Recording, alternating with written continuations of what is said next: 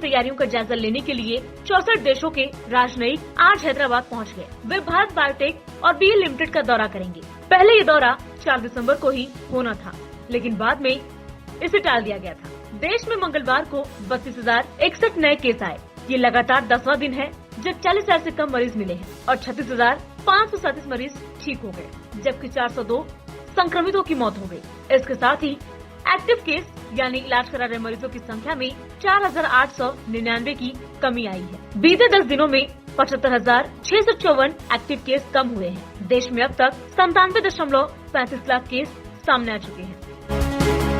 जम्मू कश्मीर में पुलवामा के टीकिन इलाके में बुधवार तड़के सुरक्षा बलों के साथ मुठभेड़ में 3 आतंकी मारे गए। बताया जा रहा है कि इनका संबंध अल बद्र आतंकी संगठन से था। यहाँ आतंकवादियों के छिपे होने की सूचना मिलने के बाद सुरक्षा बलों ने घेराबंदी की थी, तभी उन पर फायरिंग की गई। इसके बाद सुरक्षा बलों ने जवाबी फायरिंग शुरू कर दी थी। इस बीच बारामूला जिले के सेपोरा पट्टन में कुछ अज्ञात लोगों की ओर से किए गए ग्रेनेड अटैक में 3 आम नागरिक जख्मी हुए हैं। उन्हें पट्टन के अस्पताल में भर्ती किया गया है। मीडिया रिपोर्ट के मुताबिक जम्मू कश्मीर में इस साल अलग अलग मुठभेड़ों में करीब 200 आतंकवादी मारे गए हैं।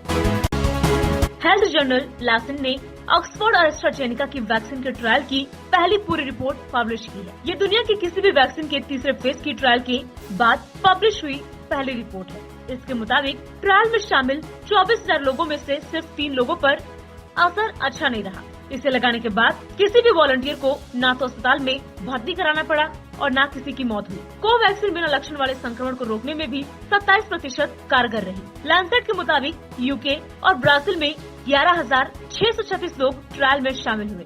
इनमें से 5,807 वैक्सीन ग्रुप में शामिल थे, जिन्हें पूरा डोज दिया गया। वहीं 5,829 लोग कंट्रोल ग्रुप में थे, जिन्हें पहले आधा और उसके बाद पूरा डोज दिया गया।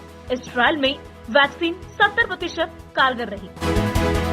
वित्त मंत्री निर्मला सीतारमण, अमेरिका की नवनिर्वाचित उपराष्ट्रपति कमला हैरिस, बायोकॉन की संस्थापक किरण मजूमदार शॉ और HCL एंटरप्राइज की CEO रोशनी नडार मल्होत्रा दुनिया के सर्वाधिक 100 शक्तिशाली महिलाओं की फोर्ब्स की सूची में शुमार हो गई है। इस सूची में लगातार 10वें साल जर्मनी की चांसलर एंजेला मर्केल शीर्ष पर है। 17वीं वार्षिक फोर्ब्स पावर लिस्ट में 30 देशों की महिलाएं शामिल हैं। इसमें 10 देशों की प्रमुख, 38 CEO और 5 मनोरंजन क्षेत्र से जुड़ी महिलाएं हैं। भले ही वे उम्र, राष्ट्रीयता और अलग अलग पेशे से हों, लेकिन 2020 की चुनौतियों का सामना करने के लिए उन्होंने अपने मंचों का इस्तेमाल एक तरीके से किया। सीतारमण सूची में 41वें स्थान पर है। रिजर्व बैंक ने कहा कि उसने महाराष्ट्र स्थित दी करार जनता सहकारी बैंक लिमिटेड का लाइसेंस रद्द कर दिया है। रिजर्व बैंक ने कहा कि पर्याप्त पूंजी और कमाई की संभावना नहीं होने के कारण ये कार्रवाई की गई है। रिजर्व बैंक ने एक बयान में कहा है कि बैंक के जमाकर्ताओं में से 99% से अधिक को जमा बीमा एवं ऋण गारंटी निगम से उनका पूरा भुगतान मिलेगा। लाइसेंस रद्द करने और परिसमापन कार्रवाई शुरू होने के साथ ही करार जनता सहकारी बैंक के जमाकर्ताओं को भुगतान की प्रक्रिया शुरू की जाएगी। परिसमापन होने पर हर जमाकर्ता को सामान्य बीमा नियमों और शर्तों के अनुसार जमा बीमा एवं ऋण गारंटी निगम 5 लाख रुपए तक का जमा वापस मिलेगा। APMC एक्ट में बदलाव को लेकर राज्यों की लिखी गई चिट्ठी पर मचे घमासान पर NCP प्रमुख शरद पवार का बयान आया है। शरद पवार ने कहा कि बीजेपी सिर्फ मुद्दा भटकाने की कोशिश कर रही है, उन पर ध्यान देने की जरूरत नहीं है। बता दें कि एक दिन पहले ही केंद्रीय मंत्री रविशंकर प्रसाद ने शरद पवार की 2005 में लिखी गई चिट्ठी का हवाला देते हुए ताबड़तोड़ हमला किया था। उन्होंने कहा था कि शरद पवार खुद एक्ट में बदलाव और निजी क्षेत्र को बढ़ावा देने की बात कर रहे थे, लेकिन आज विरोध कर रहे हैं। बिहार के पूर्व डिप्टी CM और नवनिर्वाचित राज्यसभा सांसद सुशील कुमार मोदी ने कहा कि भारत बंद के दौरान बिहार में किसान कहीं पर भी सड़क पर नहीं दिखे। ऐसा इसलिए क्योंकि वो सालाना 6,000 रूपए खाते में पहुंचाने वाली किसान सम्मान योजना और आय दोगुनी करने में सहायक कृषि कानूनों से संतुष्ट है। उन्होंने कहा कि बिहार में विपक्षी पार्टियों ने भारत बंद के बहाने हाल ही में संपन्न हुए बिहार विधानसभा चुनाव में मिले हार का खीस जनता पर उतारने का काम किया है।